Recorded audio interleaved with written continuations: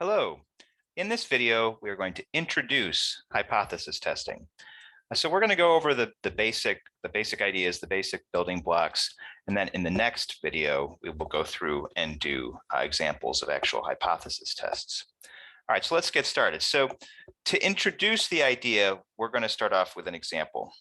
So let's say that you heard a claim that spun coins are biased. Spun. So the idea is not flipping a coin, you're spinning a coin.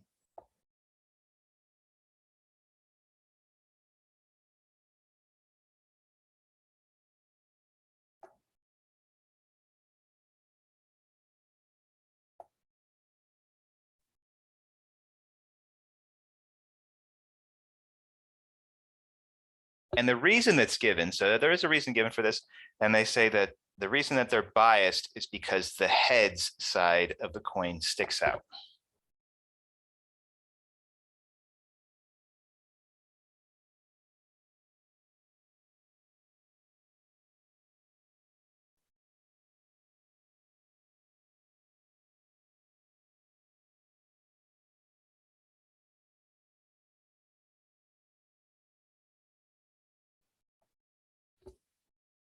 So, okay, you listen to this and you're like, well, to figure out whether this is true or not, you decide to do an experiment. So what you decide to do is you're going to test the claim by spinning a coin 20 times.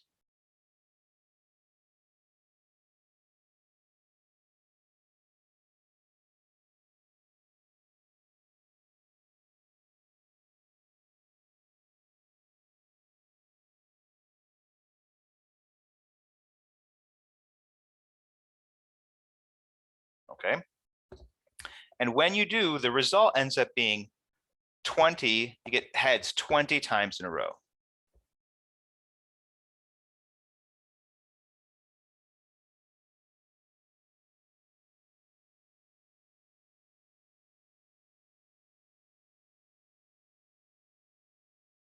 So you spin a coin 20 times and you get 20 heads, right? So you think about this and you're like, this is surprising to you.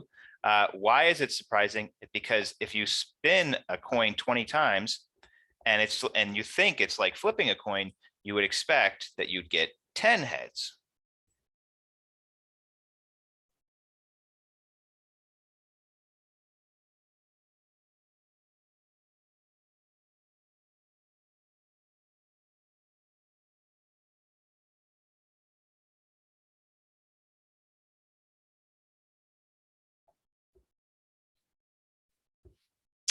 Right? And so if this were to actually happen, right? So if you actually went through and did this, what you might think is that the claim is correct, right?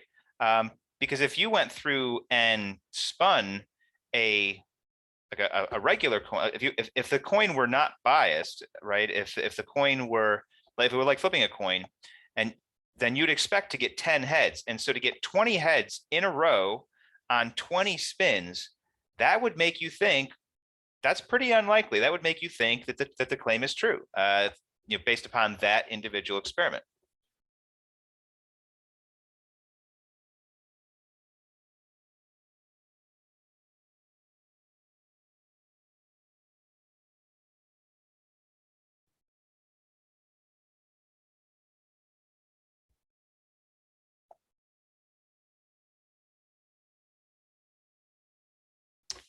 Okay.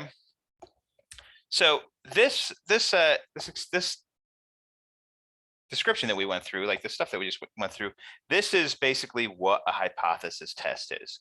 You start off with a claim. That claim is called the hypothesis.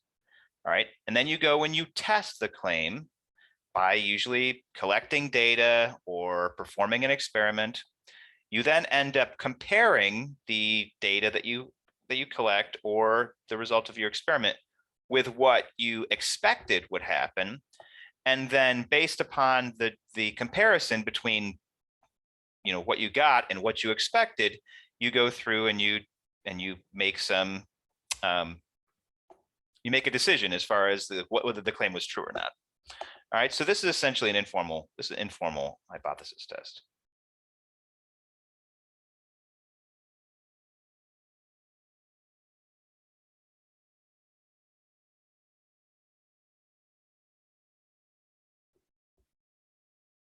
So in a formal hypothesis test, we follow there's a 4-step process. We're going to write them out.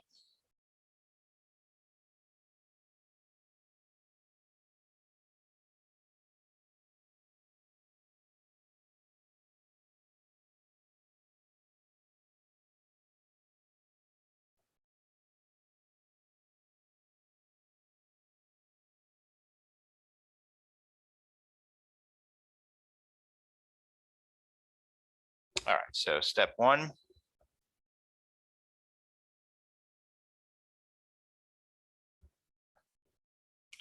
You pose a statistical question. Yeah.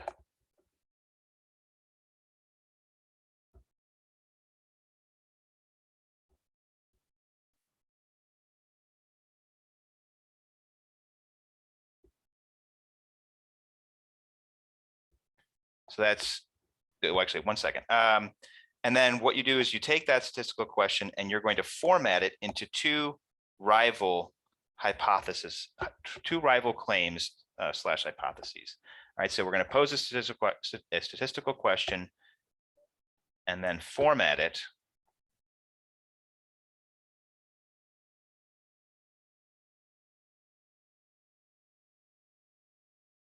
into rival claims.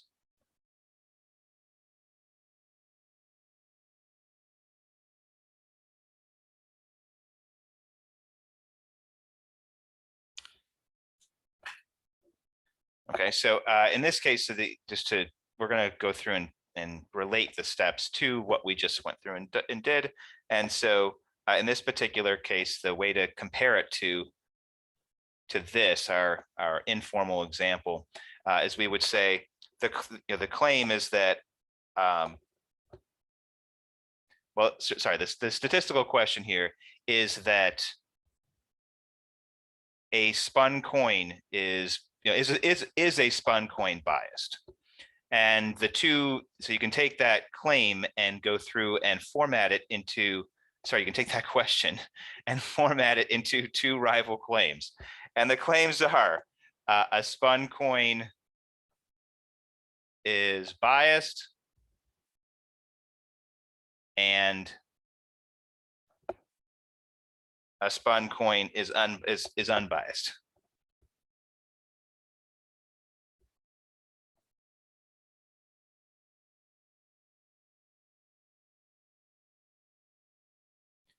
Right, and so you can see those are rival claims because they're the opposite, and there are two of them, right? So you got one claim, a spun coin is biased, and then the second claim, a spun coin is unbiased. All right, so we started off with our statistical question, which was related to, is a coin that is spinning a coin, does that give you a biased result? That ends up turning into two different claims that are opposites of each other. They're rivals. All right. And we're going to do a bunch of examples of this in the end. So, if you have more questions on it, or if it seems a little confusing, that's okay. We're just getting started here. We're just like laying down some very basic ground rules. So the idea is, in a hypothesis test, there's always a hypothesis or a statistical question, which is then formatted into two rival claims. All right, second, after you go through and you have your statistical question, and your rival claims, you then go through or examine or collect data.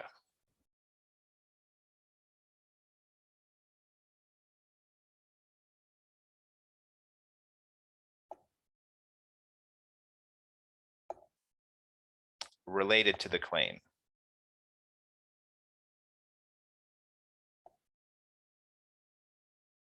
So in this case, to compare it to the, our informal example on the previous page, what we did is we went through and spun a coin 20 times.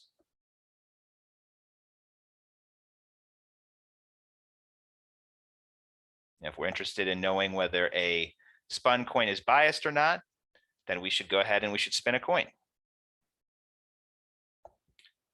All right. 3, we analyze the data compared with expectations.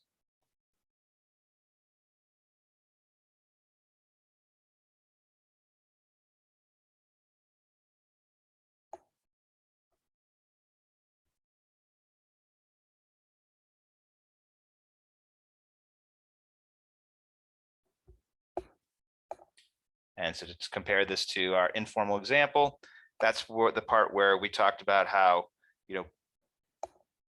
how we went through and got 20 heads out of 20 spins when we expected to get 10 heads out of 20 spins.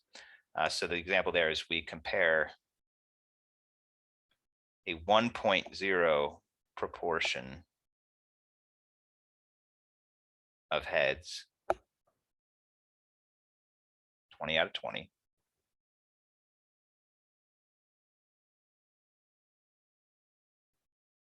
with expectations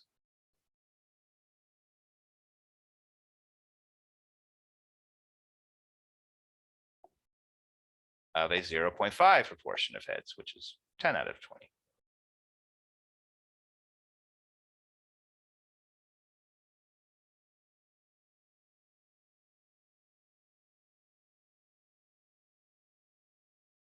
Although we did not talk about this, on the previous page, but one part of going through and analyzing the results is going to be looking at the probability of things, and the probability of getting 20 out of 20 heads is 2 in a million.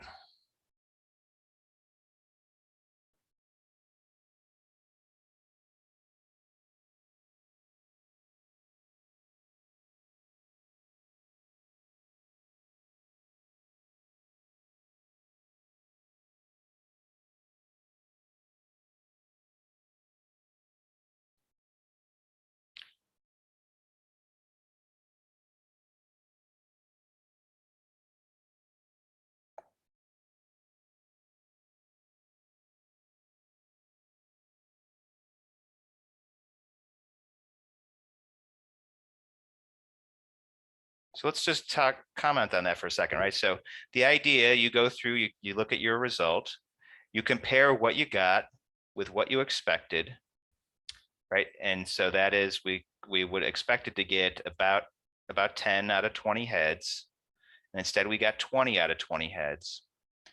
And then as part of that, what you can do is you can go through and you can ask yourself, all right, well, if I spin a coin that is not biased, right, a normal everyday coin. Well, I mean, normal everyday coin, we're assuming that's the whole point of this is to say that actually is biased. But if there were a flat coin that didn't have the head sticking out, and that you knew was unbiased, and you went ahead and spun it, you could get 20 out of 20 heads. It's just very unlikely. And so that's one of the things that you end up asking yourself with these hypothesis test questions are things like, okay, I got my result. I have my expectation. How does my result differ from my expectation probability wise? And so the chances of going through and getting 20 out of 20 heads when you expected 10 out of 20 heads is 2 in a million, assuming the coin is not biased, assuming it's flat, assuming it's the coin where you should get 10 out of 20. All right. And so that brings us to our last thing. So once we've gone through and analyzed the results, we then go through and try and make a conclusion.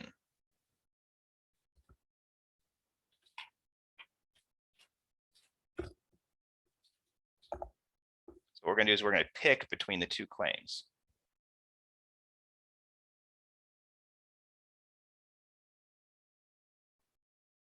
Is the coin biased or is the coin unbiased? All right. So what would our choice be in this case? Well, 2 in a million, 2 in 1 million, that's a pretty unlikely event to happen. And so what that tells us is that if this were a flat coin, unbiased, and we should have gotten 10 out of 20, and we got 20 out of 20, the odds of that happening are so unlikely that that makes it so that that's probably not what happened. So probably what happened is that the coin was biased.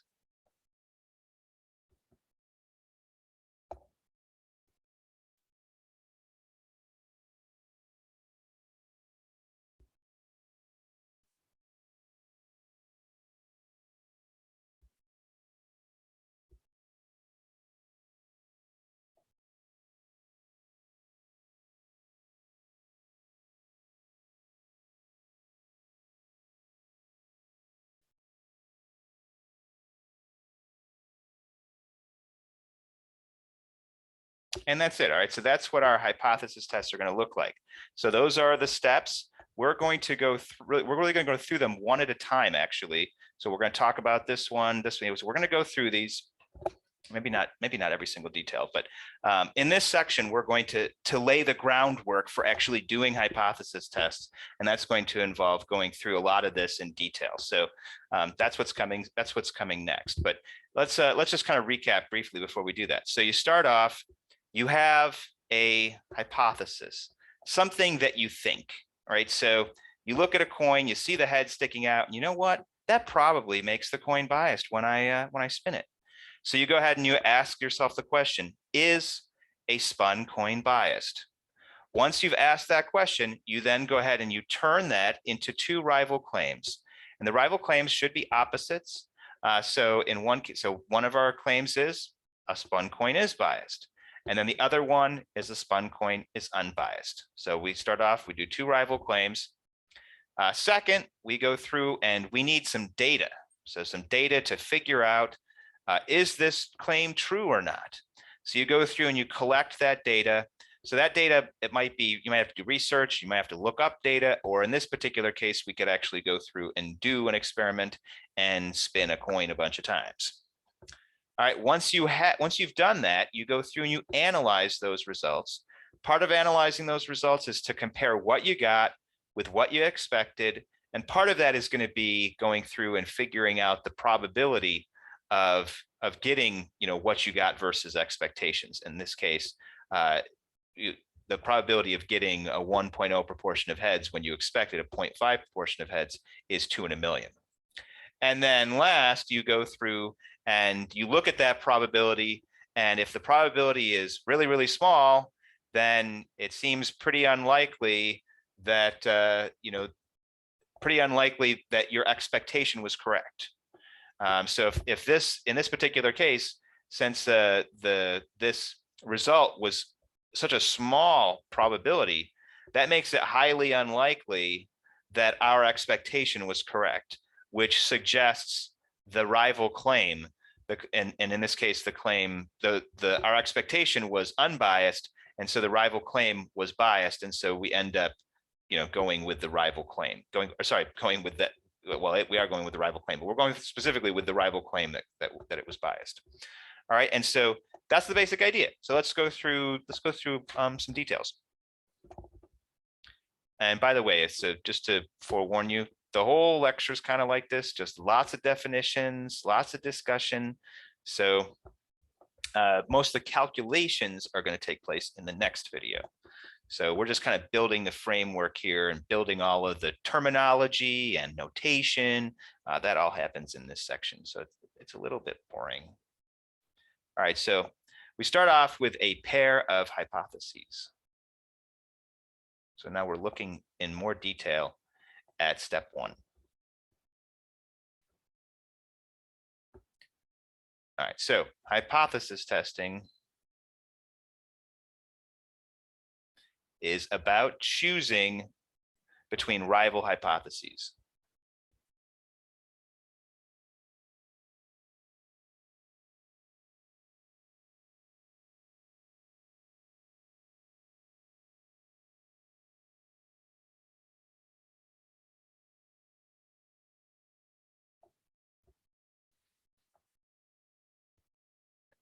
All right, and so how do we do that? So what you want to do is you want to start off, a hypothesis test starts off as a statement about the real world.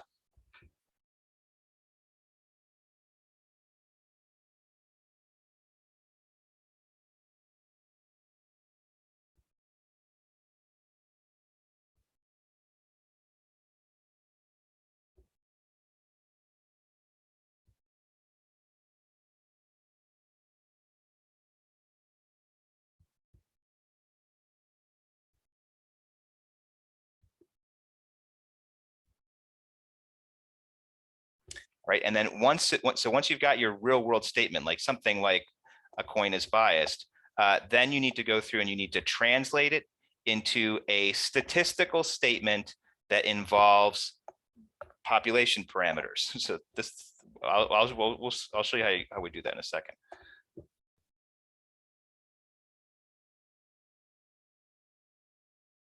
So basically, you got to take this real world thing and you got to turn it into a math thing.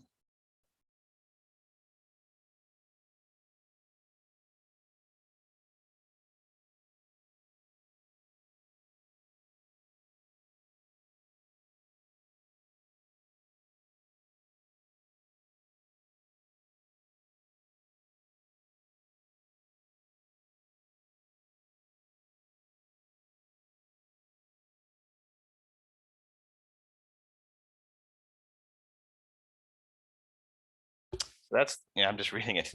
I'm just reading it right now, and I'm like, that's a little confusing. Let's dig into let's dig into the spun coin example and see if we can go through and try and take this language here and apply it to that, so you can see how this starts to fit together, right? So in the coin spinning,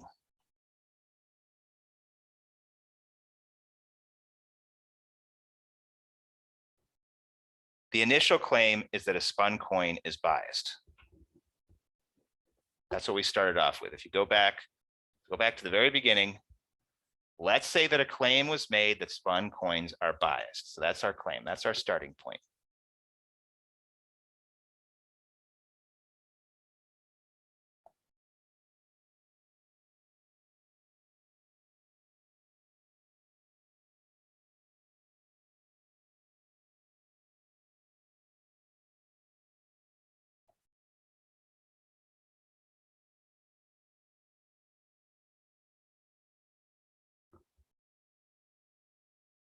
So this is a statement about the real world, right? There's no math here. You don't see any math yet.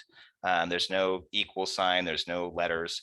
Well, there's letters, but not, you know what I mean? Like there's no letters in a mathematical sense, no variables. So this is the real world statement. And what we need to do is we need to take this real world statement and we need to turn it into math. Okay, so to go through and translate that, what we want to do is we want to take this piece here, right? So the spun coin is biased. We want to have rival claims. So if there's a claim that the spun coin is biased, then the opposite is going to be unbiased. So we're actually going to start there.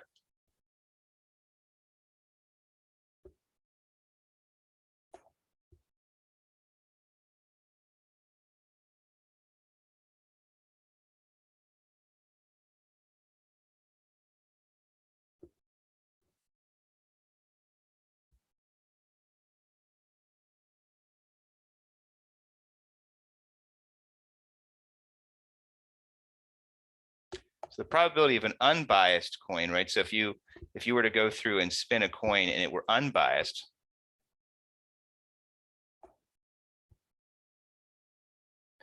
you would go through and you'd say P equals 0.5, right? So you'd say that, if you're going through, so you got the probability of getting heads is 0.5. And so what we've done is we've taken our claim here, a spun coin is biased. We've gone through, and that's a real world statement. And we want to go through and translate that into math. And so the way that we translate that into math is to go through and look at the unbiased, and we'll get back to the bias in just a second. But we start off with the probability of an unbiased coin, the opposite. We say that probability would be 0.5. Then if a coin is biased, the opposite of that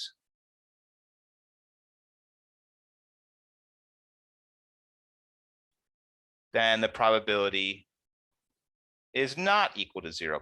All right, and so we've gone ahead and we've taken the real world claim, the coin is biased, and we've turned it into two different mathematical statements.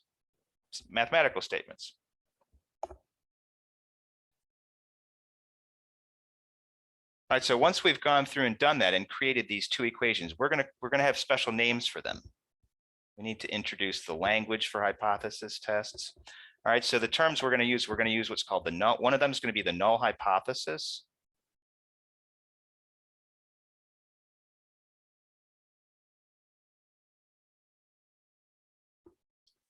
That is denoted H naught.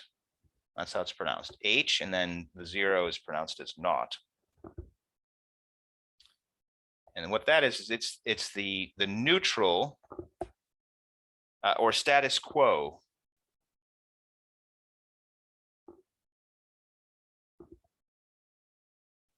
or skeptical statement.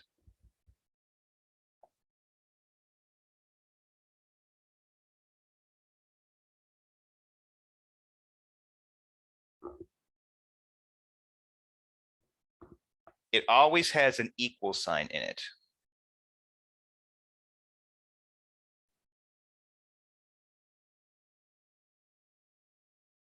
So if one of your statements has an equal sign, then that is going to be the null hypothesis.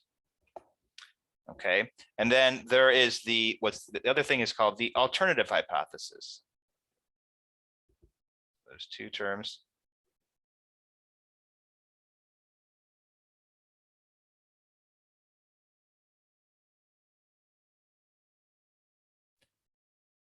And that's HA. So it's pronounced HA. And that is typically the statement that we are trying to show with data is true.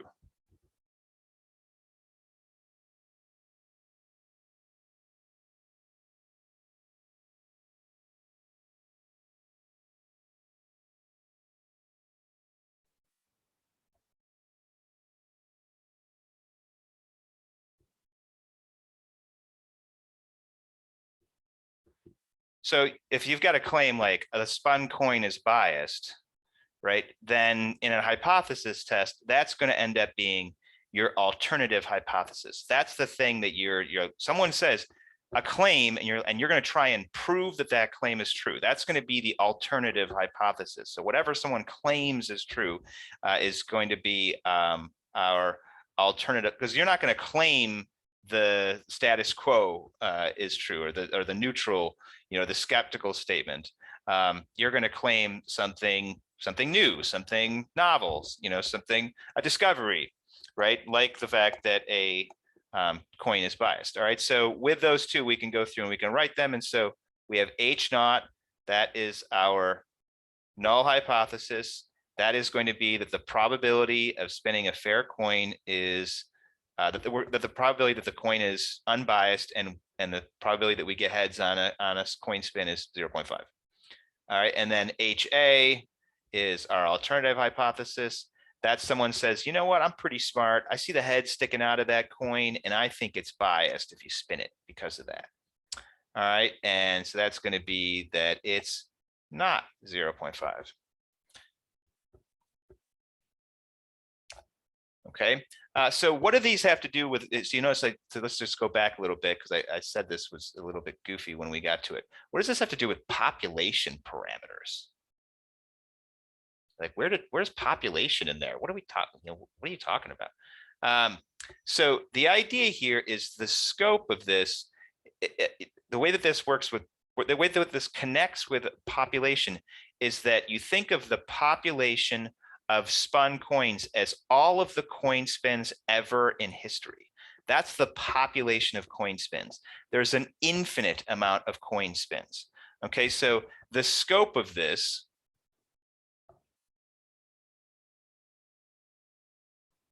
so we're talking about population in that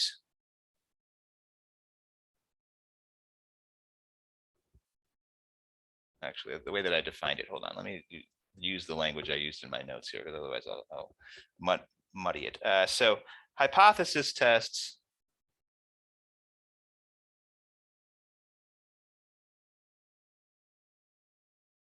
are always on an infinite scale.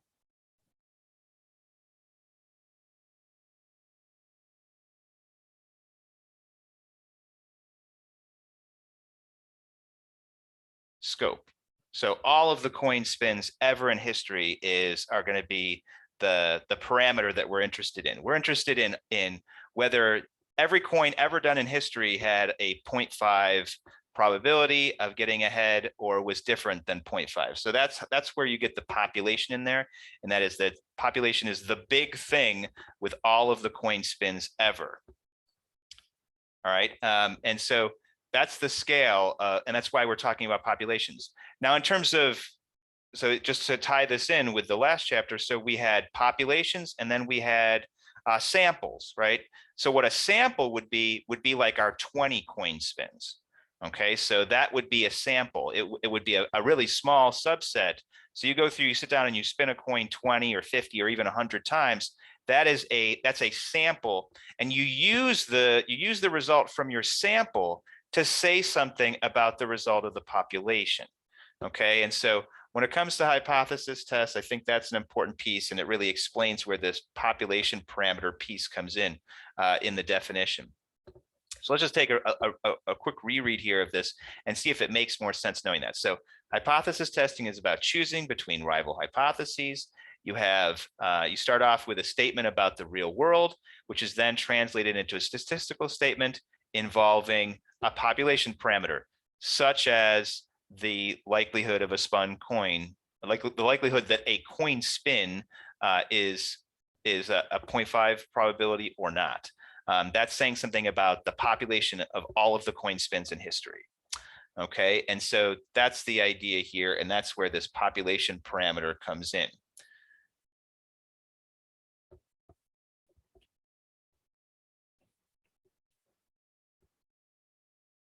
All right, so we've got some examples here. So what these examples are going to involve, they're going to involve us determining whether things are, they're going to involve us reading real world claims and then turning them into statistical statements involving symbols, mathematical symbols, and that's also going to involve us choosing a null hypothesis and an alternative hypothesis. All right, so let's do that.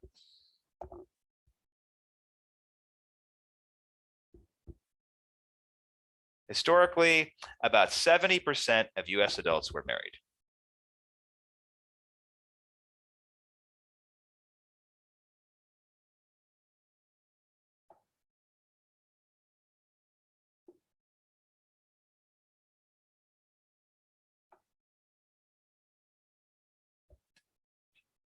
A sociologist claims the marriage rate has declined.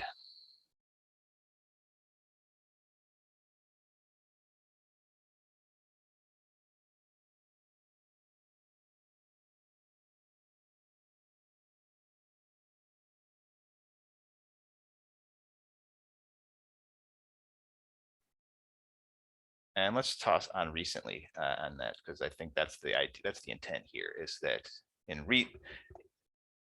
throughout the history, 70% of people were married, but more recently, there's a claim that has declined.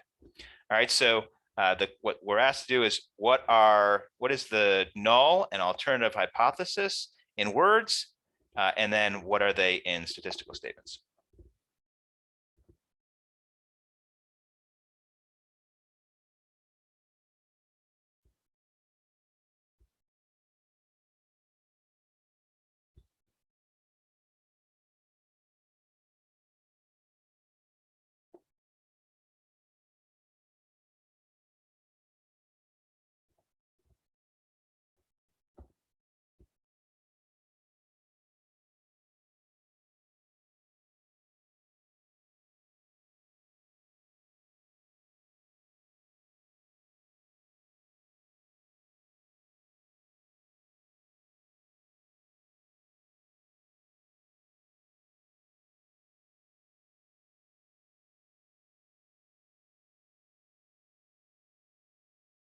All right, so first in words, and then we're not using symbols here.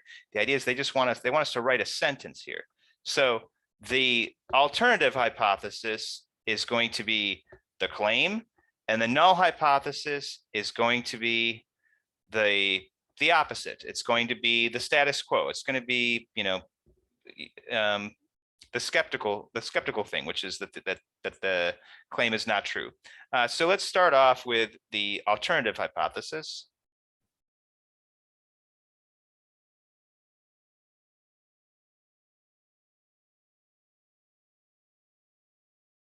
Because that's going to be the claim. So if we go through and read this, historically about 70% of US adults were married. The sociologist claims the marriage rate has declined recently. All right, so the alternative hypothesis is that the marriage rate of late is less than 70%, right? If it's declined, then that means it's less than the old rate.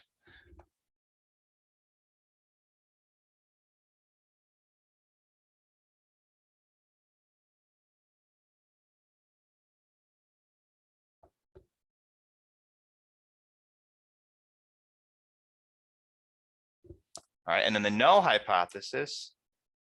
So be careful here. You might be, your inclination might be to write the opposite of this by saying it's greater than or equal to. But if you go back, the definition, if you go back, what does it say? Somewhere in here, I wrote down that the null hypothesis always has an equal sign. Always write it with an equal sign. And so what we're going to say is we're going to say that the opposite is that the marriage rate is still 70%. That's the opposite. So this person, the sociologist, is wrong if the marriage rate is still 70%. So it is the opposite, right? So an opposite in terms of being accurate. And so someone says it's less than 70. If it's still 70, then they are wrong. All right. So in words, the marriage rate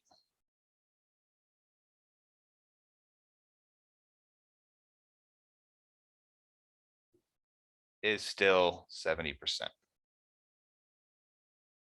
Okay, and so that's how we take this information, turn it into an alternative hypothesis. That's the claim that the person has made, and then the null hypothesis, which is the status quo, that 70% still correct.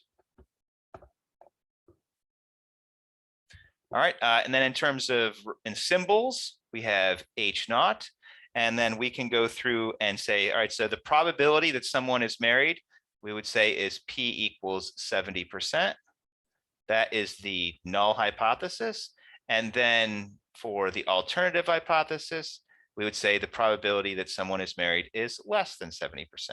And so that's how we get our two statements. And you could see that those do, and symbols represent the exact same thing as this.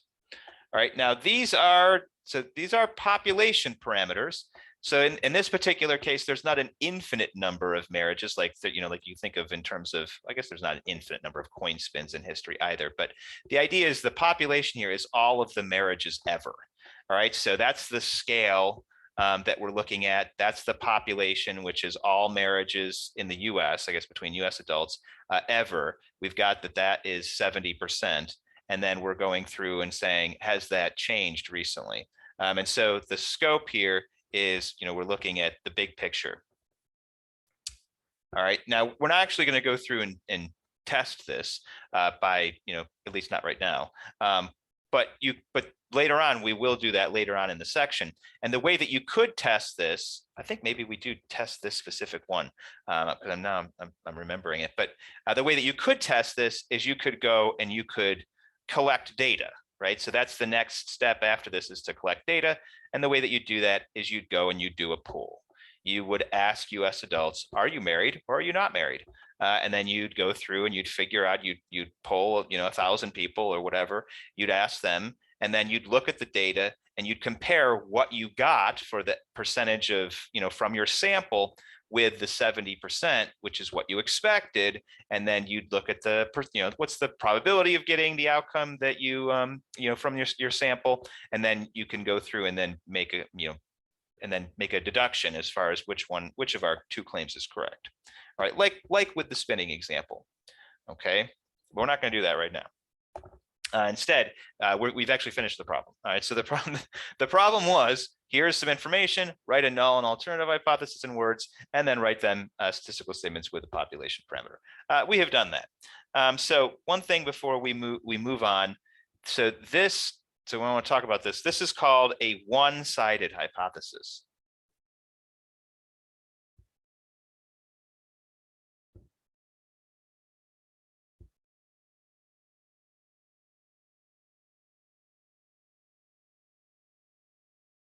All right, so when you have less than or greater than in the alternative hypothesis, that is called a one-sided hypothesis. When you have equal, then you have that's a two-sided.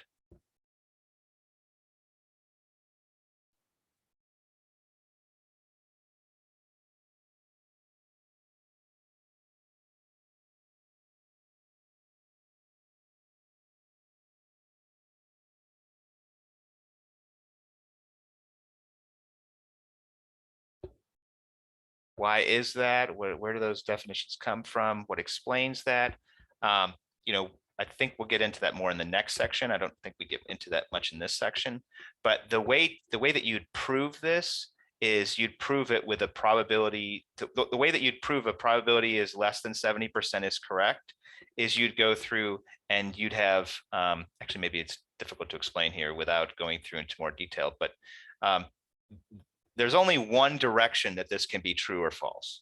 All right. And that is if the probability, if you go through and you collect data and you get 50%, okay, and you expected 70%, then that suggests that the probability has declined. If you go through and you get 90%, and you, well, or whatever, you go through and you get 90% is really high. But if you got 75% and you had expected it to go down, then that would kind of disprove it. And so there's one direction for it to be correct and one direction for it not. If you go back and you look at the earlier example, like with the coin, all right, so if you spun a coin 20 times, right, and your expectation was 10, there's two ways that you could be wrong, or that you could be off, or that you could have a surprising result, or that the bias could be proven to be true.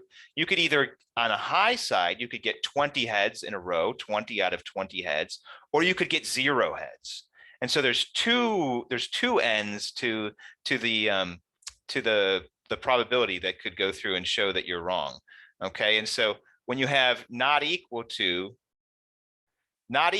can be can disprove the null hypothesis. It can disprove equal to.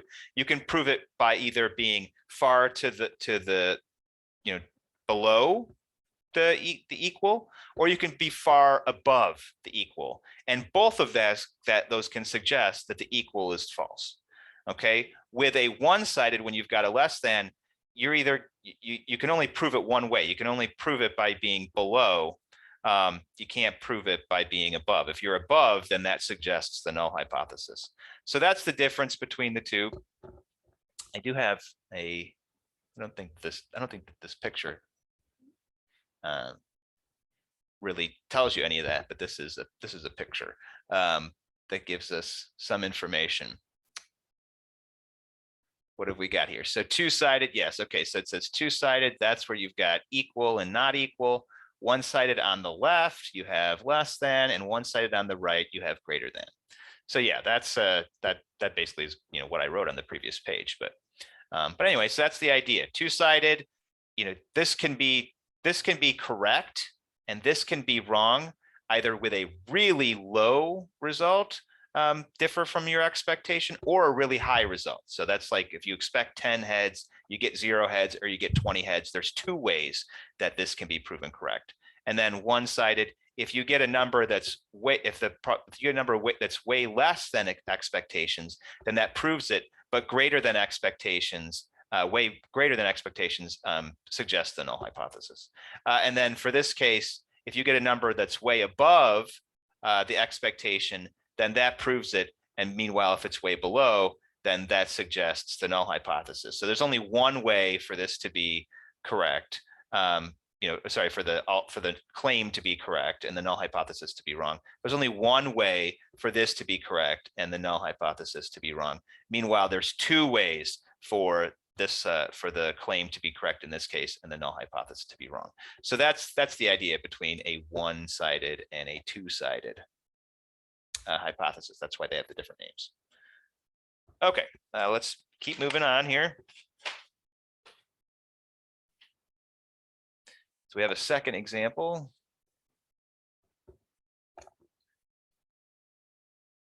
So an internet retail business had 15% of visitors to their website buy something.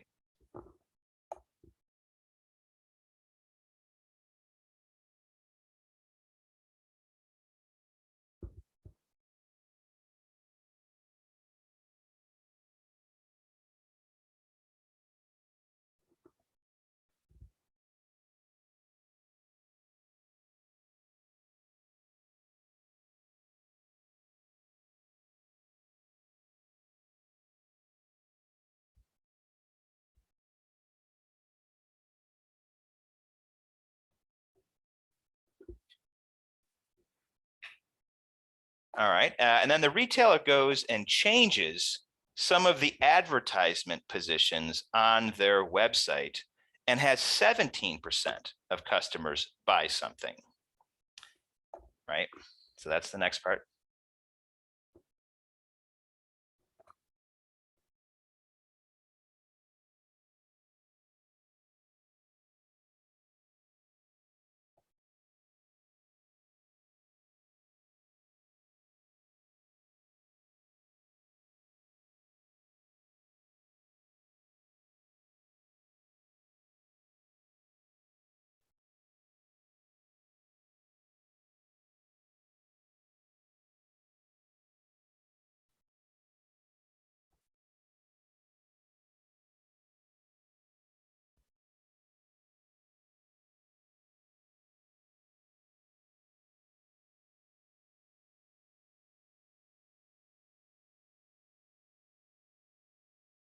Okay, so far.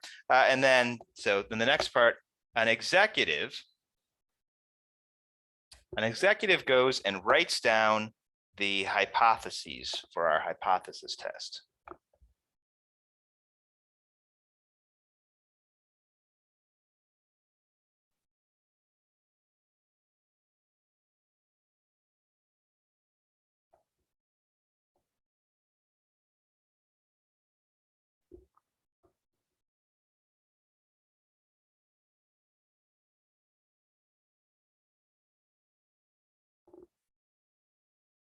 Is this correct? Do they do this correctly?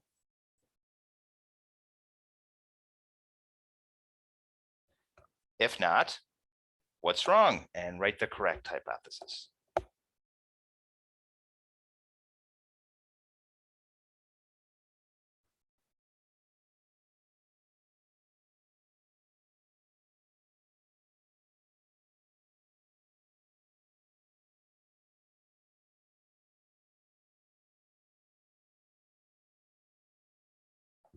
Okay, so let's take a look at this, right? Knowing what we do about hypotheses, we know, what do we know? So we know that, oh, I'm sorry, I forgot to put the symbol next to this. So H, they say H naught is that one and HA is that one.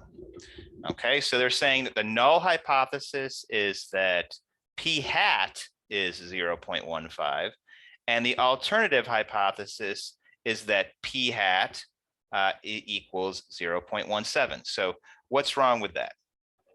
Or is that correct? Well, so I kind of given it away. It's not correct. All right, so what is wrong? Well, so we know that the null hypothesis is always supposed to be always supposed to have an equals sign, right? And so that one is fine. However, the alternative hypothesis, we know the options are supposed to be not equal to, less than, or greater than. Okay, so you're not going to claim an equal to, you're not going to claim the status quo. All right, you're going to claim that something is different from the status quo. So we need something different from an equal to here. All right, so that, first of all, that's wrong. That's not correct. Okay, second of all, you could see that these differ in the value here. That's not correct either. So you should have the same thing here, right? So you're it's either going to equal 0.15 or it's going to be different from 0.15. All right, and so hopefully so far those make sense. Those are what you're thinking about. And then the third one is maybe a little bit surprising or a little bit unexpected, something that you might not have thought of. And that is, notice these hats. What do the hats mean? Right, so from the last chapter, the hats mean sample. All right, so what this executive has written down is he's saying that the sample is 15%, and the sample the sample is 17% of visitors. So either you have either the sample, yeah, I just repeated myself. The sample is 15% or the sample is 17%. Okay, well, so as we just have discussed, and I made a big deal out of, hypothesis testing is about populations. It's not about samples. So you shouldn't have any hats anywhere. All right. So you should be talking about just P, just the probability that someone goes and buys something. Right. So how would we fix this? So we do H naught and we do HA. All right. And what you want to do is you want to So you want to start off by what the population. So an internet retail business had 15% of visitors to their website buy something. The implication is ever, right? That's the history of the company. And so that's the population, the big thing, the thing that's always gone on. All right. And so we can go through and we could say that the null hypothesis is that that's still 15%. And then what we want to say is we want to say that the retailer changes the position of some advertisements on the website and has 17%. What the executive's getting at here is that they think that it increased, that moving some advertisements around made things better. And so the claim here is that they've increased the percentage of visitors who buy something, and so that it's better than it used to be. If you wanted to put not equal to here, the issue with not equal is the implication, I believe, when you read the problem, is that things have gotten better, not just that we're different from 15, that moving the advertisements around did something positive. But I could understand if someone put not equal. That's not unreasonable. And I think that's it. What we're going to say here. So what we've done here, so we took the sample, made it into a population. Oh, I remember there's one more detail I was going to bring up. So we took the sample, made it into a population. We fixed the symbols here, and then we went ahead and kept this consistent with 0.15. So what about the 17%? What is that? That would be the result when we looked at the data to try and determine whether this is correct or this is correct. So the 17%, you do end up using that. It's just not used in the claim. That's the so that this is the P naught here, and you do end up using that as part of going through and doing a hypothesis test. It's just not, all of this, everything to this point was just dealing with the first step, which is figuring out what the hypotheses are. And so you will use p hat in future steps when it comes to doing hypothesis testing. All right. So we've got one more statement here about the hypotheses, and then we're going to move on to the next step.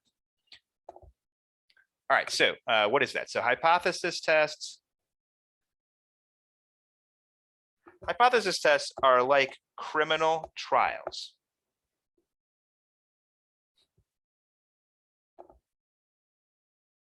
I'm sure that's exactly what you're thinking up to this point. This is like a criminal trial. They don't seem like criminal trials at all, but we'll connect them in the next sentence.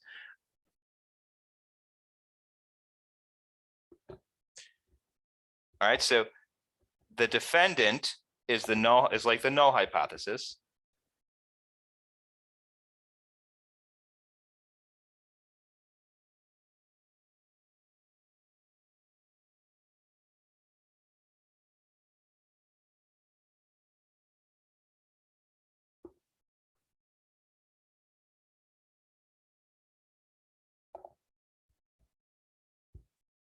No, that's not right. Sorry, hold on.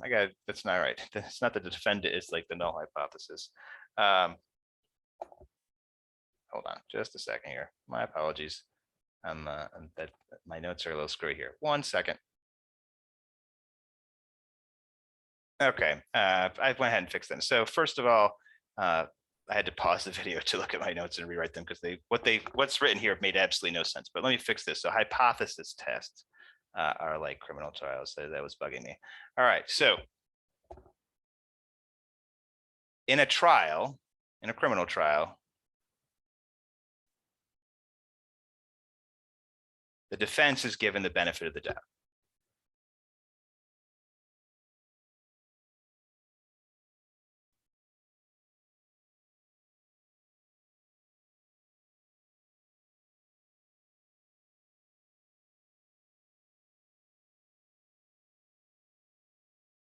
Right? You're innocent until proven guilty.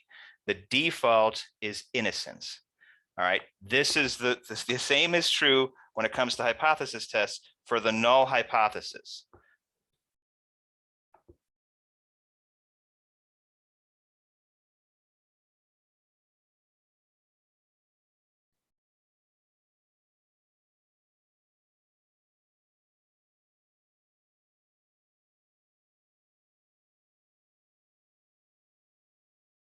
right? So the null hypothesis is given the benefit of the doubt in a hypothesis test.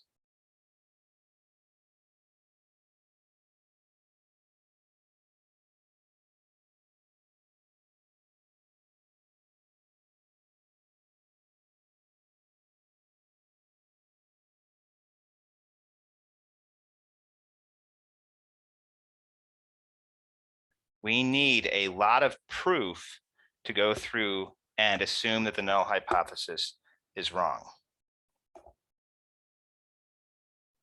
And that proof comes in either through the data that we collect or in our observed result in the case of the spun coin.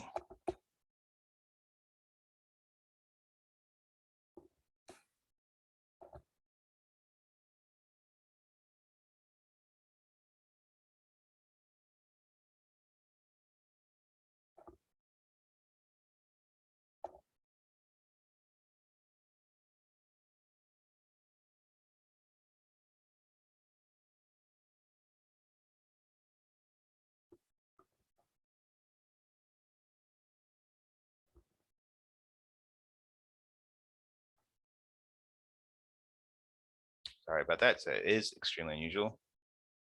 Only when observed result is extremely unusual do we reject the null hypothesis.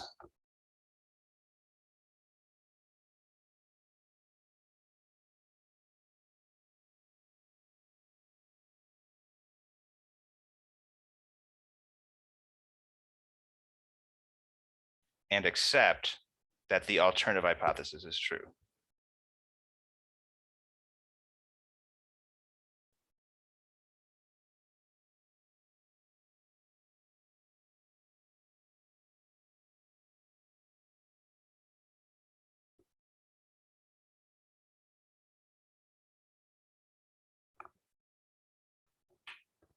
Okay.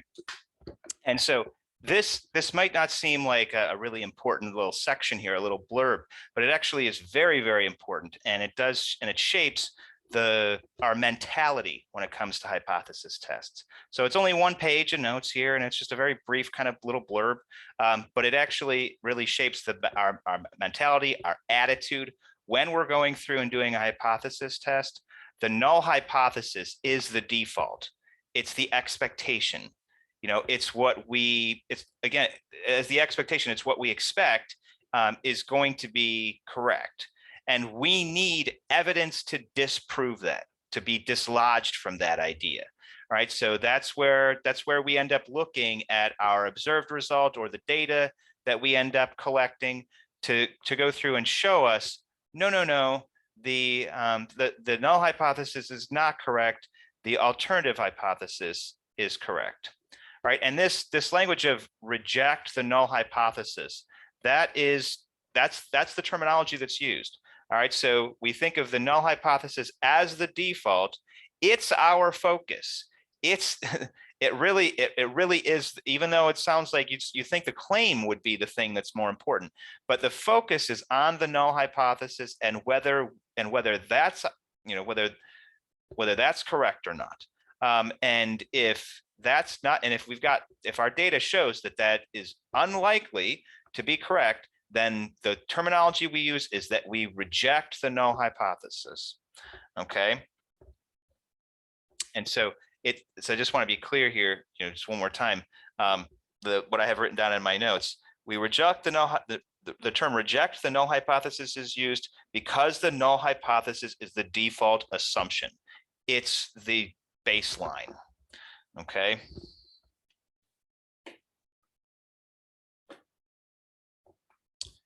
All right. So the next thing is going to be confusing if you didn't understand all this stuff I was just saying. But yeah, reject the null hypothesis. That's the way we think about it. All right, moving on to the next thing. How are we doing? We got a few more pages of notes here. All right, so significance level.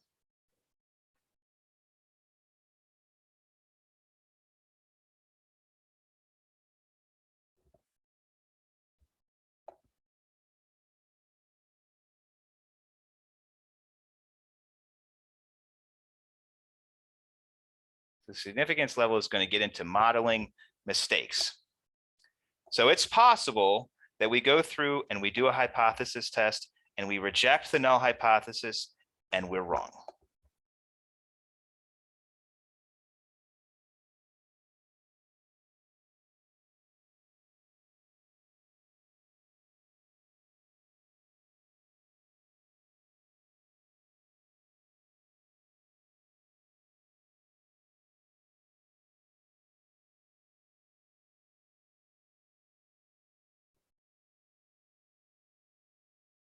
Right? So for example, right, let's tie this into the case we've looked at. We went through, we said we had our coin and we spun the coin and we said that the null hypothesis was that the result of spinning the coin 20 times is we should get 10 heads. When we actually did it, we got 20 heads, right? That data, that evidence, the evidence was overwhelming that it's highly unlikely that we could have gone through and gotten 20 heads on a coin that should have produced 10. And so with that amount of evidence, with that strong a result, we could go through and we could reject the null hypothesis that the coin was unbiased and say that the alternative hypothesis is likely correct in that case. However, all of that said, notice the language I used there. It's highly unlikely that we could spin a coin 20 times and get 20 heads when we should have gotten 10. Highly unlikely. Not impossible, highly unlikely. And so we could have been wrong. We could have gone through and we could have said, you know what, the null hypothesis is wrong. This coin has got to be biased. And yet that coin could have been on the up and up. It's actually possible to spin a coin 20 times and get 20 results. It's a 2 in a million, but that 2 in a million does happen twice in every million spins. Okay, and so that's where we're getting into this terminology here, is to talk about, we go through, we reject the null hypothesis, and we're wrong. All right, so I'm going to take some of what I just said, I'm going to write it down. For example, we might reject the null hypothesis.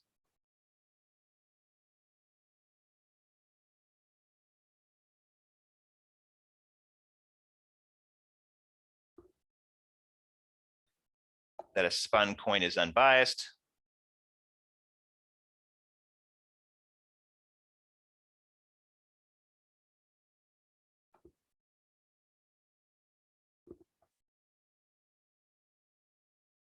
Because 20 heads in 20 spins is highly unlikely.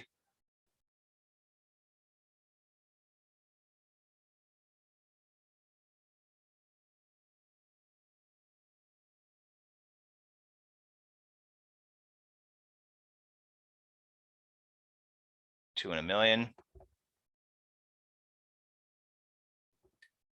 But 2 in a million does happen.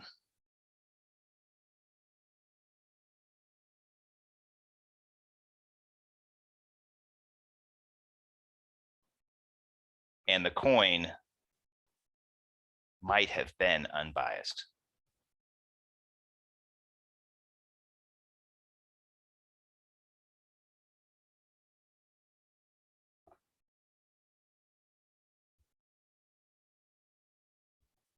Unlikely, but possible.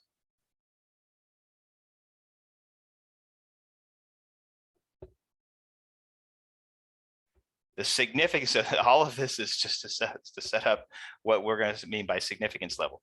The significance level is the probability this happens.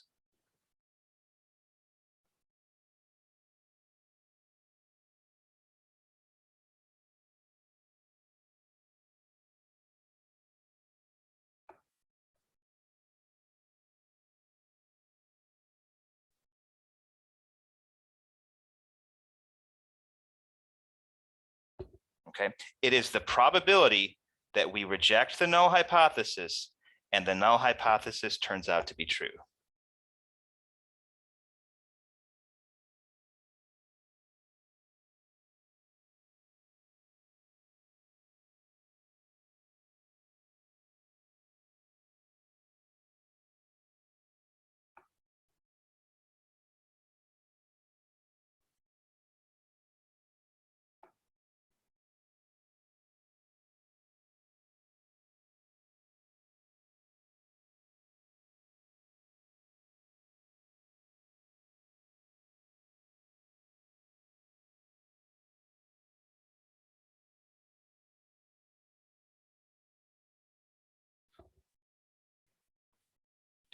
Okay, so it has a special symbol. It's important enough that it has a special symbol. I'm going to put it here rather than just jumping right to the next page. So it has an important symbol. So it has the symbol alpha, right? So that's the way that you pronounce that Greek letter. Okay, so the alpha of our hypothesis test is going to be the significance level, and the significance level is the probability that we reject the null hypothesis and the null hypothesis ends up being true. All right, so let's look at an example. So suppose the internet retail business wanted to test the previously described hypothesis.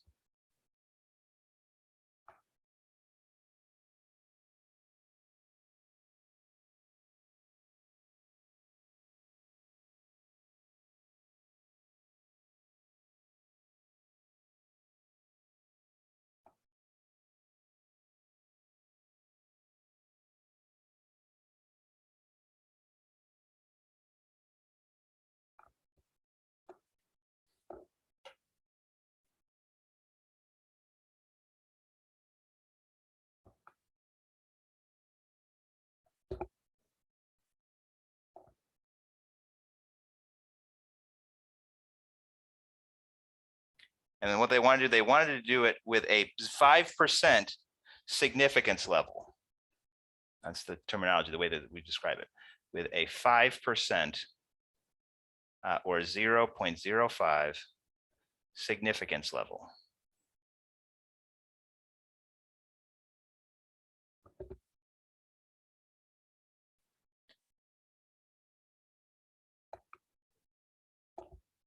Okay, so just one second. Okay, I didn't write down what the instructions were for the problem. All right, so what it wants you to do is to go through and write the test and then describe the significance level in terms of the definition from the previous page. All right, so it wants us to go through and write down the hypothesis test and then describe the significance level using the language from the last page. Let's do that. All right, so the test, we had H naught. That was that the probability was equal to 0.15. We had HA, probability was greater than 0.15.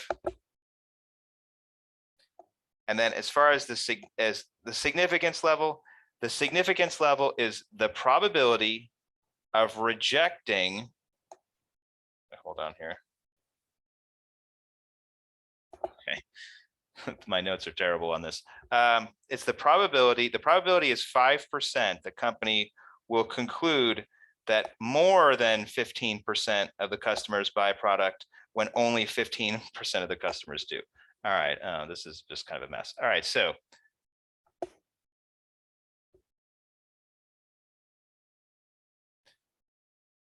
I'll write it down and then we can look at it.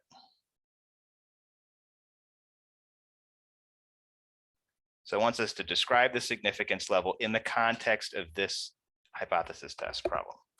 What is it? The probability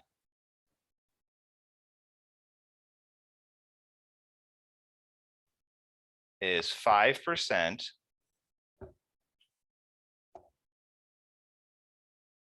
The company will conclude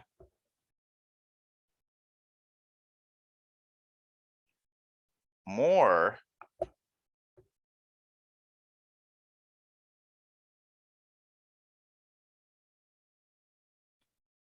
than 15% of customers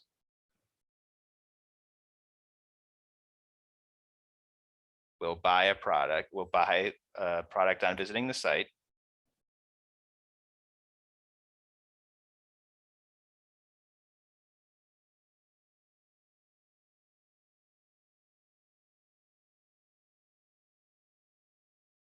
when that's not true, when only 15% will.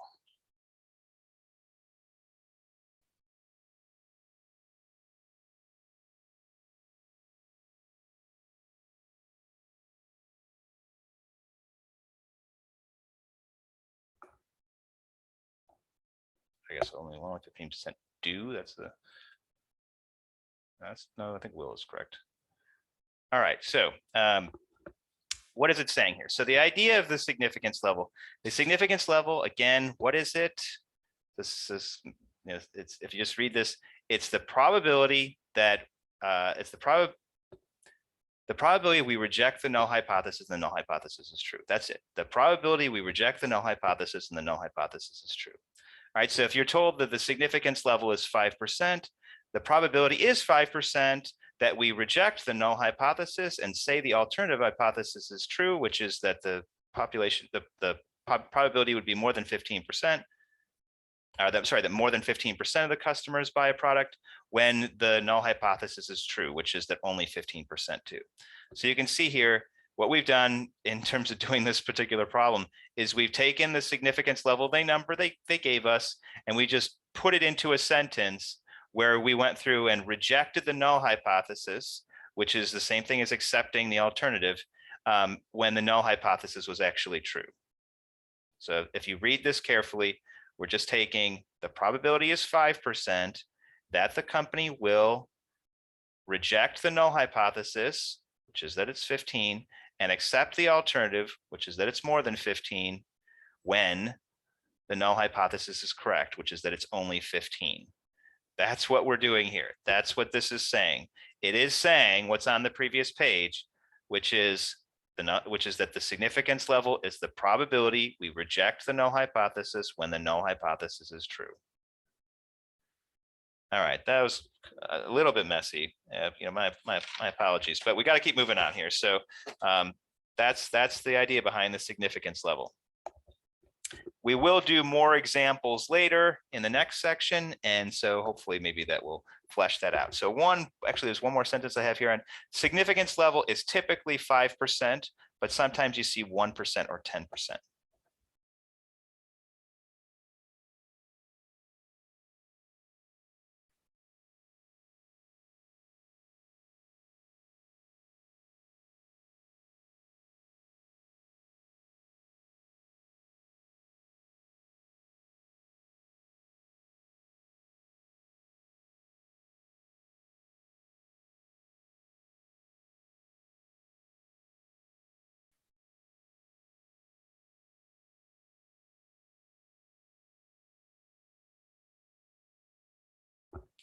Okay, so let's move on to test statistic.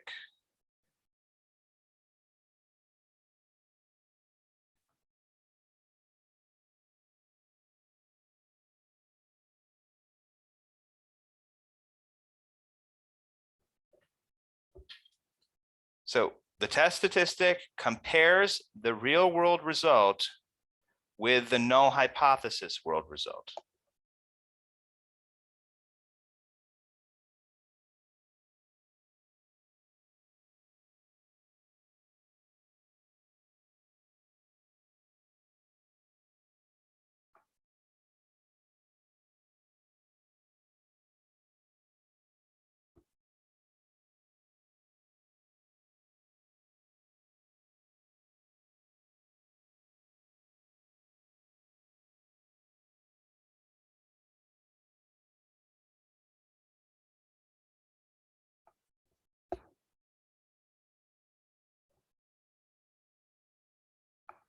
Let's change it to the null hypothesis world expectation. So the idea behind the test statistic here is that you're going through and you're comparing, like this is, so just to tie this in from our earlier example, you're comparing the real world result when we went through and did the coin spins, the 20 coin spins, with our null hypothesis expectation, which is that we would only get 10 heads on 20 spins, as opposed to the real world result we got, which was 20 heads on 20 spins. So the way in which we do that is we go through and we assume the null hypothesis is true and find the z-score. The z-score is coming back. We assume the null hypothesis is true.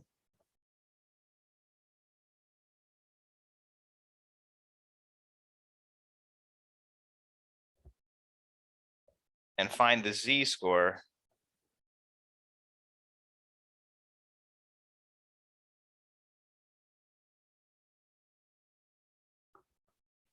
for the real world result.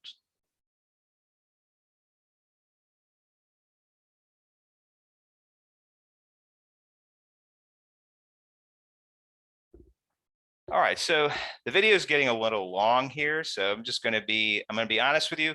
I recommend that if you haven't already, at some point, take a pause, go do something else for a while and come back.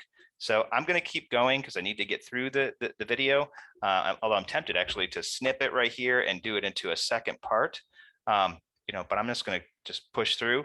But I recommend that you pause it at some point, because otherwise if not already, it's just like, it's going to turn into, was it the Charlie Brown wah, wah, wah, wah, like where you just can't even, you're just not even understanding what I'm saying. Because it's just definition after definition after definition, detail after detail after detail. It's just a lot. And so anyway, that's my advice, that you take a pause and come back to test statistic again, after a little break. Okay, but I'm going to keep going here. So what is the test statistic? It goes through, it compares the real world result we got when we did a sample, like with the 20 spins, with the null hypothesis world expectation, which is that we would get 10 heads on the 20 spins. The way in which we do that comparison, what we do, we assume the null hypothesis is correct. We assume the null hypothesis is, it's the default, it's the standard, it's the expectation. We assume it's true. And in the world where it's true, for example, in the coin example, in the coin case, we assume the coin is unbiased. All right. And then what we do is we go through and find the z-score for the real world result we got. So we go through and we find the number of standard. So if you recall what z-scores are the number of standard deviations from the mean. So we go through and find how many standard deviations was the real world event, assuming the null hypothesis was true. Okay, so assuming the coin spin, you're supposed to get 10 heads. How many standard deviations is 20 heads from 10 heads? That is what the test statistic is.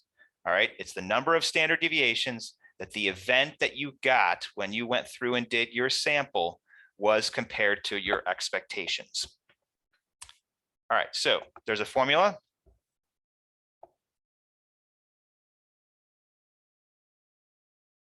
Formula for calculating this, you do z equals p hat minus p naught over SE. Okay, and you do that where SE equals the square root p naught times 1 minus p naught all over n. Okay, so p hat, what is p hat? That is the result that we got. That's the proportion that we got. So in the coin spinning case, that would be 1.0. All right, that's the result that we got. And it's p, it's in terms of proportion. All right, so that's why it's 1.0. So we got 20 heads in 20 spins. That's a 1.0 result. All right, what's p naught? P naught is the proportion for the null hypothesis. So that's what we expected, which was that'll be 0.5, because we expected 10 heads out of 20 spins. So we'd have 1.0 minus 0.5 for the case that we just discussed. All right, and then that's divided by the SE that comes from the last chapter. That's standard error.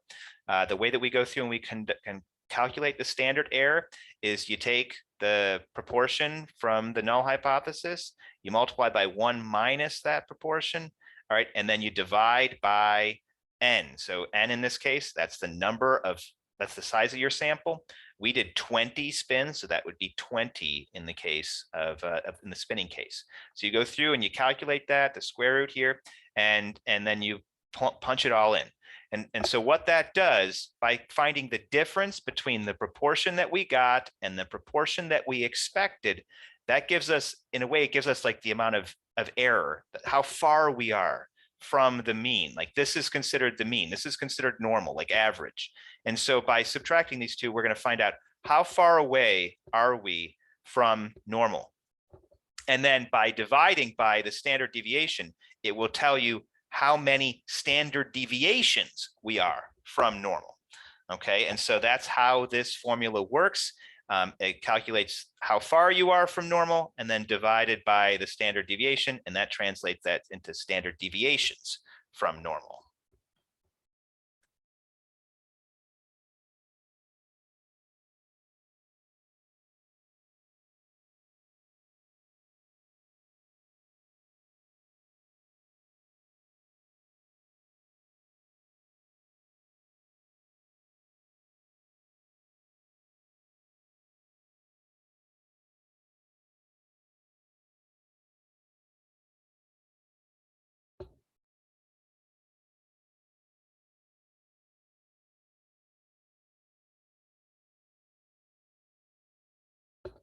All right, let's look at an example here.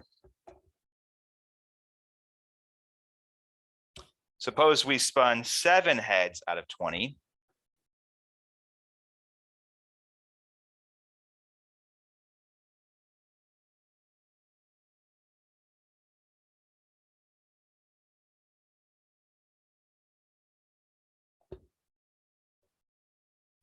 So that would be a 0.35 proportion.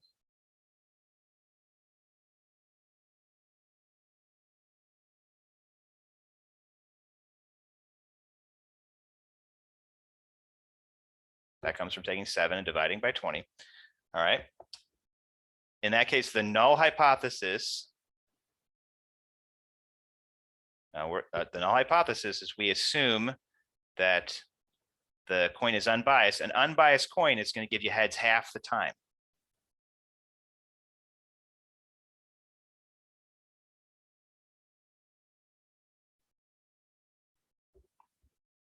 Okay, and so to go through and calculate the z-score, we're going to do z equals, so to find how many standard deviations.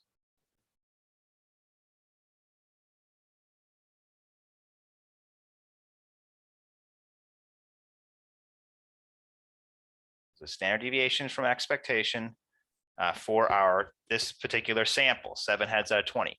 Now, notice the language I'm using here, 7 heads out of 20. That's the sample as compared to the 0.5 proportion. That's for the population.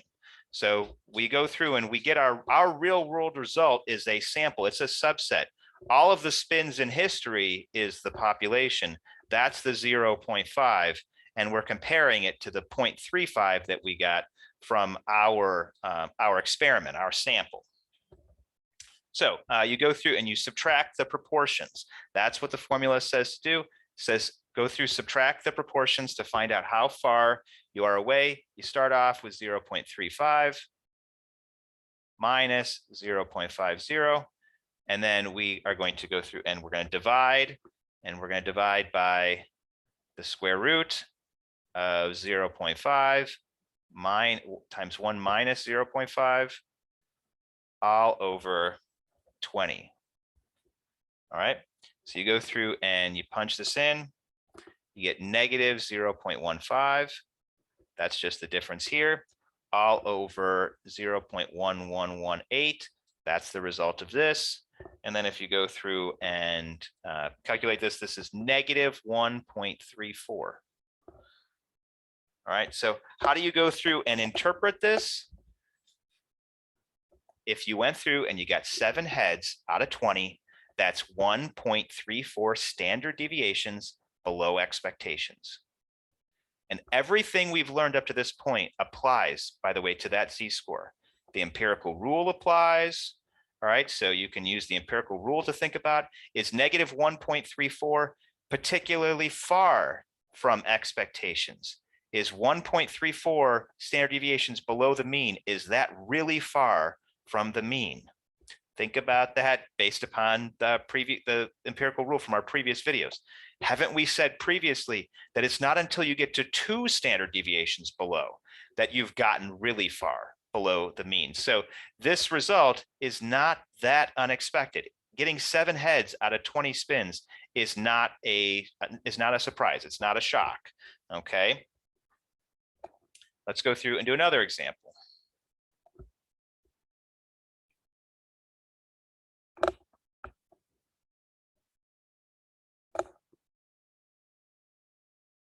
The percent of homeowners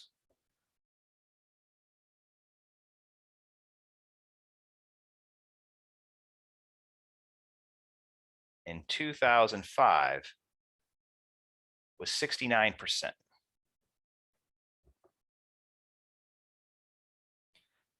A recent random sample of 2,000 households showed that 63.5% owned their homes.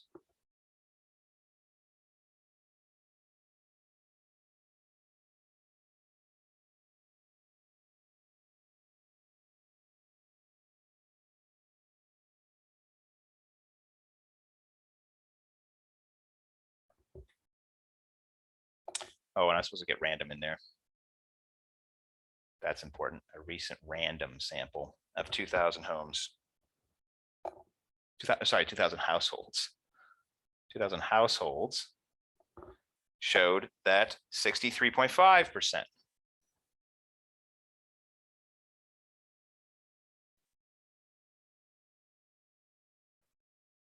owned their home.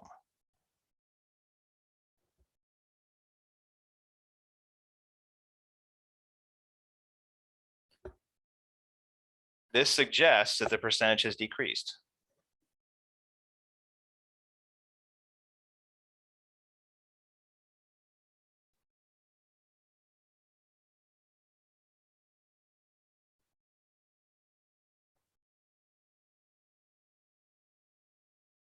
Come up with a hypothesis test and find the test statistic.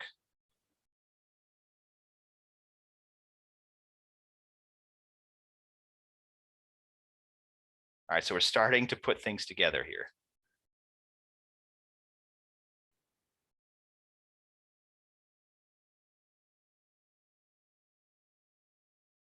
What is the hypothesis test?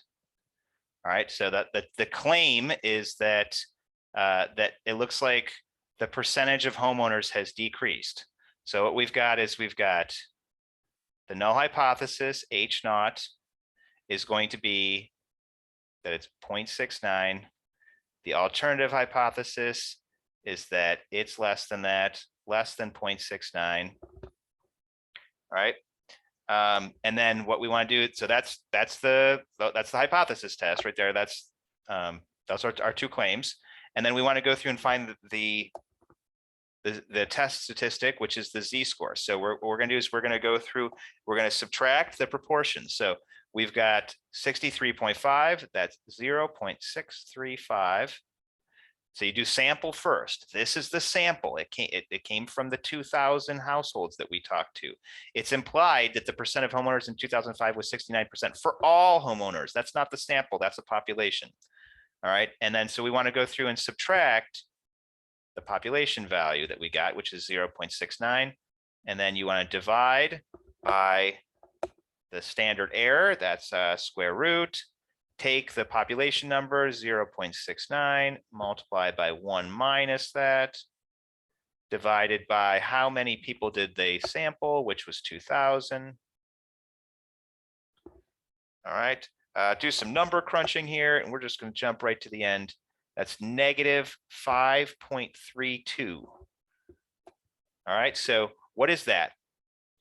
What is that? So what are we finding here? This is the test statistic. What is the test statistic? It's the number of standard deviations from like your expectation from the mean.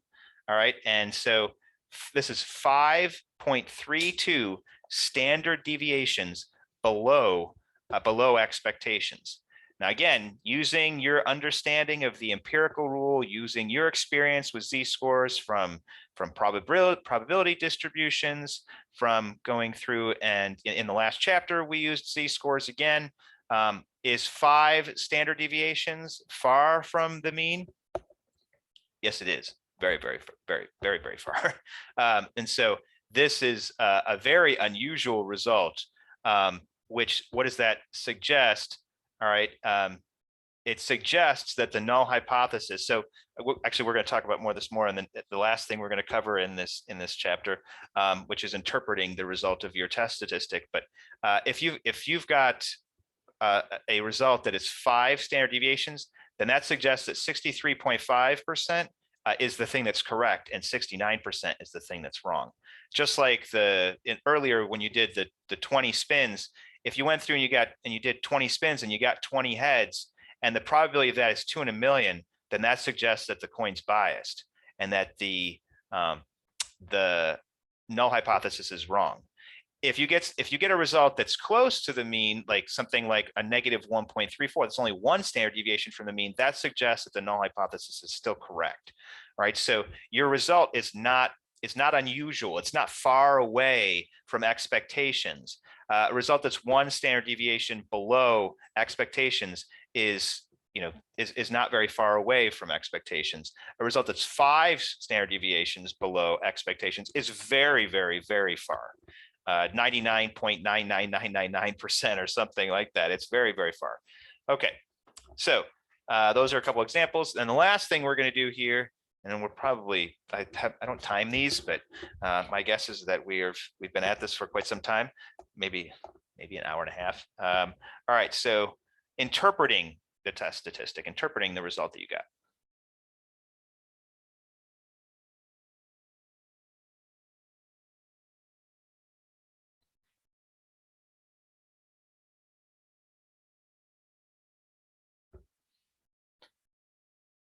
All right, so once we have the test statistic, what we can do is we can go through and find the probability of receiving that result or something more extreme. So let's write that down. So once we have the test statistic,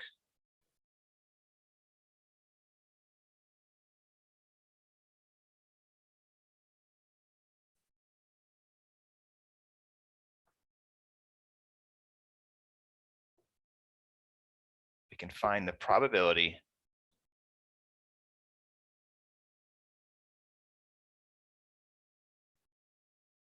of that result or anything more extreme than that.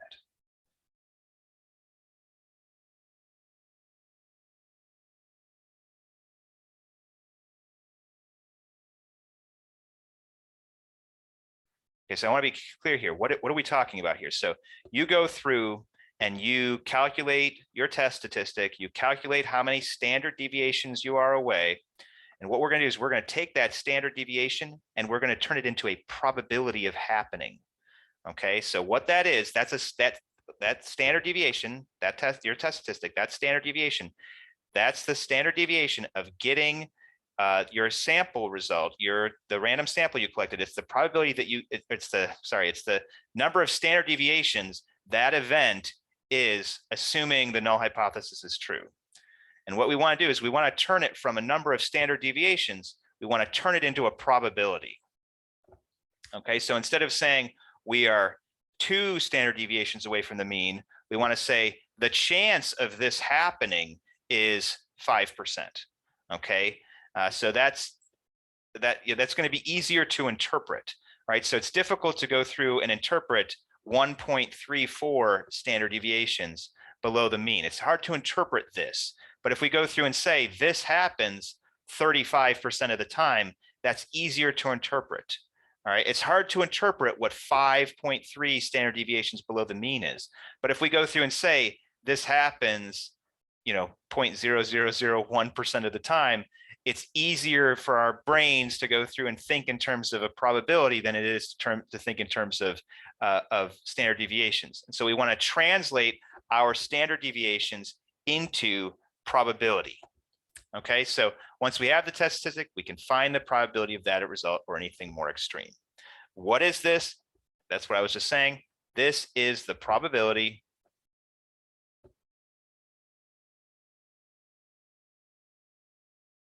of getting our real world outcome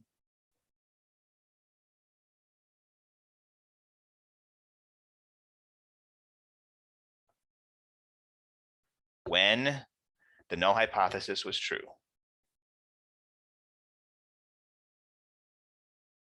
This all comes back to comparing to the null hypothesis, right? So in terms of the calculation we just did, we went through and we took our real world case, the 63.5, and we found the difference from the null hypothesis and then translated that into the number of standard deviations from the null hypothesis, standard deviations from expectation, all right? And so just like the test statistic is the number of standard deviations from the null hypothesis, we want to find the probability of getting a result when the null hypothesis is true.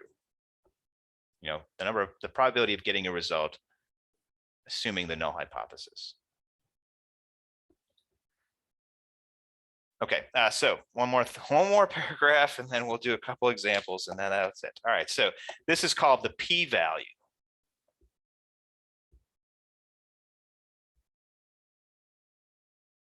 I think this is easily the longest definition video I've ever done.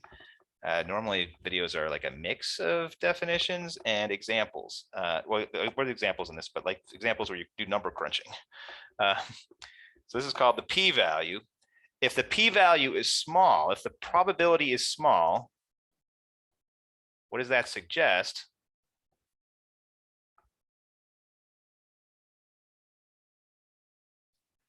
Then that suggests that the outcome was unlikely.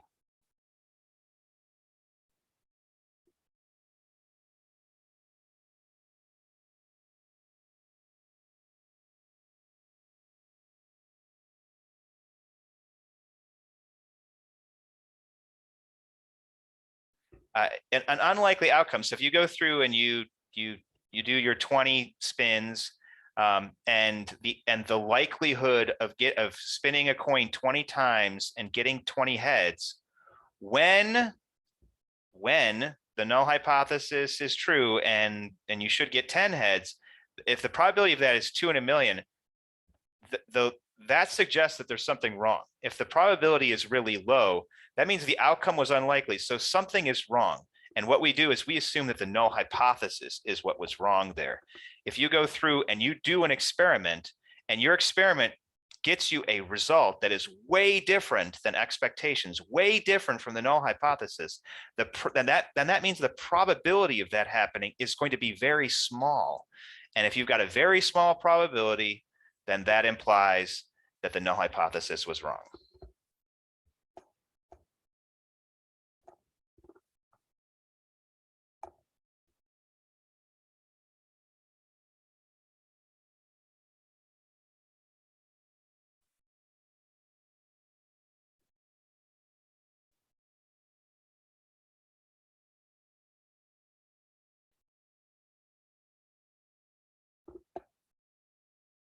If the p-value is large, okay, let me write. If the p-value is large,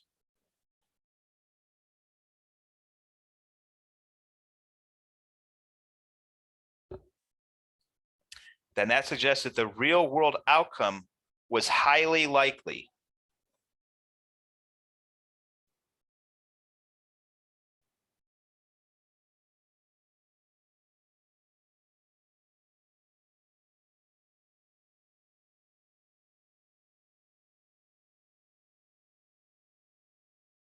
Was highly likely. So if you get a outcome that is highly likely, assuming the null hypothesis is true, then that suggests the null hypothesis is true.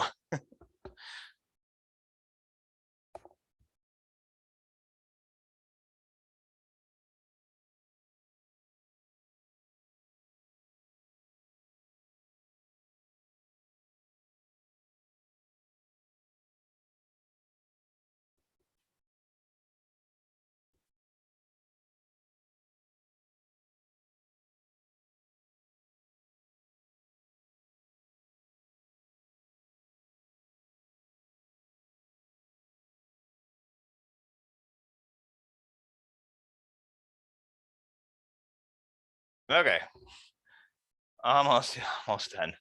All right, so let's look at an example here.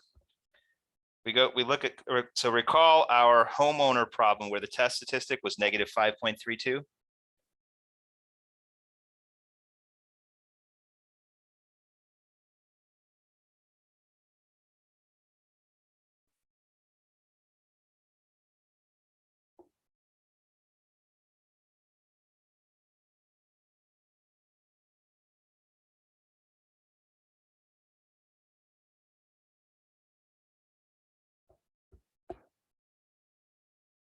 the p-value for this test statistic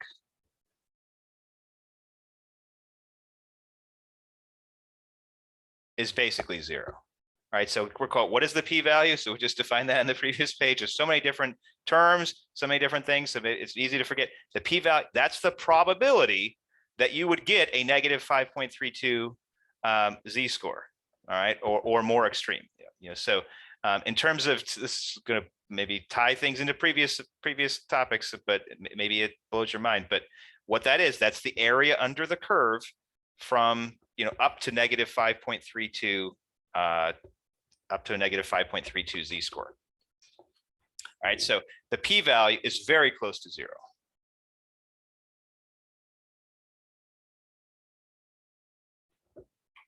All right, so how would we interpret that?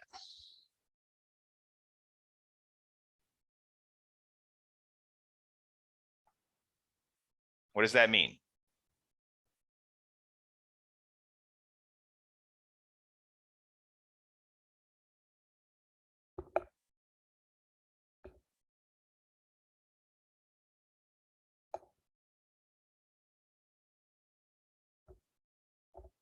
All right, so what we would say, the way that we would interpret that is that the probability, I'm going to write out some stuff, the probability of a random sample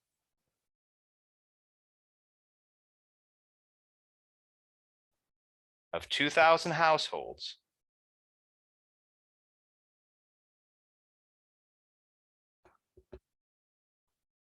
having 63.5% homeowners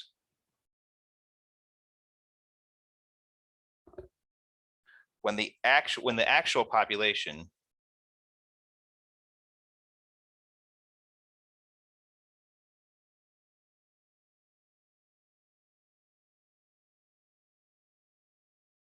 was 69%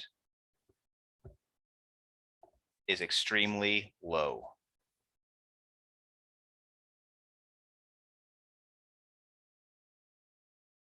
That's how we would take this and translate it. So, all right, so how do you get that? All right, so you're reading this, and if you're watching this and you're like, wait, what? Where'd that come from? All right, so recall the negative 5.32. Where did that come from? All right, it came from percent of homeowners in 2005 was 69%, a random sample of 2,000 households got us 63.5%. And then we went through and did our calculation. We took the distance between 63.5 and 69 and divided by the standard error. That's what gave us the five standard deviations that we are away. All right, and so the way that what if the p-value is very close to 0, that tells us the probability of getting 63.5% when the actual number is 69% is extremely low. This is an extremely low p-value, an extremely low probability. So the probability is extremely low that you would get your 63.5% number when the number is actually 69. That's how we tie all this together. What does that suggest? If the probability of getting 63.5 when the actual number is 69 is extremely low, it suggests that the 69% is wrong. What was the 69%? That was the null hypothesis. All right, it suggests the null hypothesis was incorrect.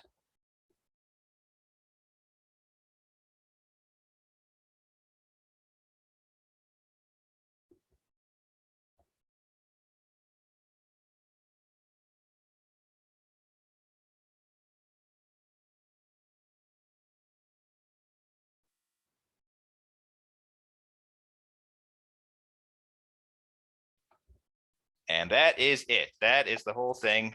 Hopefully that was less than 2 hours. These videos are supposed to be like an hour, so this one is going to be way over.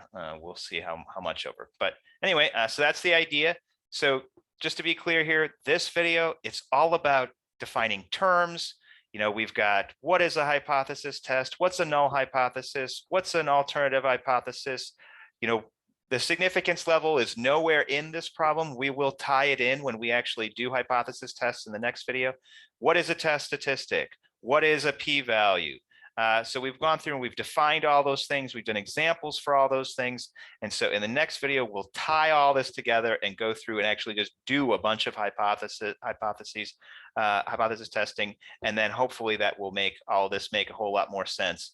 But anyway, tough video. I understand it. There's a tough video to go through and follow without the next one attached. So hopefully you watch that one as soon as you get a chance, but just do your best. This is the whole goal here is that you need to have a video where you really kind of set the stage, because there's so many different moving parts and pieces to hypothesis testing. And that's this video. We're like laying the foundation to actually be able to go through and do hypothesis tests. All right, I'll stop talking now. Thank you for watching. See you next time.